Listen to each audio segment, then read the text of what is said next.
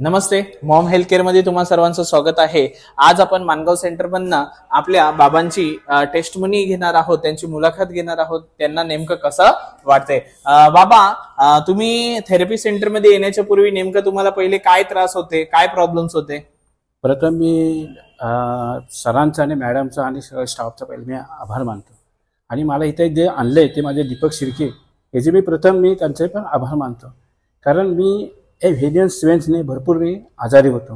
Variance स्वेन्सने तुम्हाला जास्त त्रास होता? 6 का 7 दिवस मी उठलत नव्हतो, पायाला एकदम वेदना होत होत्या। तेव्हा त्यांनी मला इकडे आणण्याचा प्रयत्न केला। सतत मी जेव्हा जिन्यावर यायचो तेव्हा मला 3-4 दिवस मला चालता पण येत नव्हतं। परंतु या मी मॅडला नमस्कार करतो आणि मी त्या मॅडवर मी 5 दिवस त्याचा अनुभव घेतला आणि मी 7व्या-8व्या दिवशी पासून मला चालायला लागलं, मी बसायला लागलो आणि उठायला आणि येऊन जाऊन लागला। पहिला मी रिक्षाने यायचो, पण आता मी स्टँडपासून मानगाव स्टँडपासून ते थेरपी सेंटरपर्यंत मी चालत येतो। याचे मी पहिलं सगळ्यांचे मी आभार मानतो।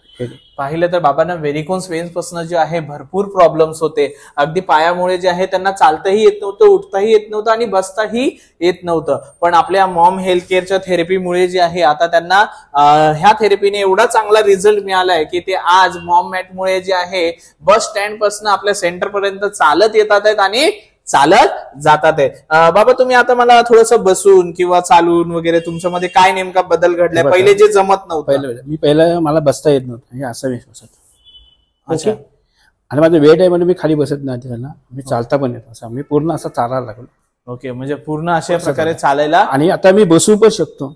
अच्छा, आता बसू पण शकता, म्हणजे पहिल्यांदा तुम्ही फक्त ते तसंच बसवत होते? मांडी पण घालतो, आता मांडी वगैरे सगळ्या गोष्टी, जेवायला वगैरे सगळ्या गोष्टी जमतात आहे। आणि हा सगळा फायदा कशामुळे झालेला आहे? आपल्या मॉम मॅटने। तर thank you so much Maugham health care, Maugham health care.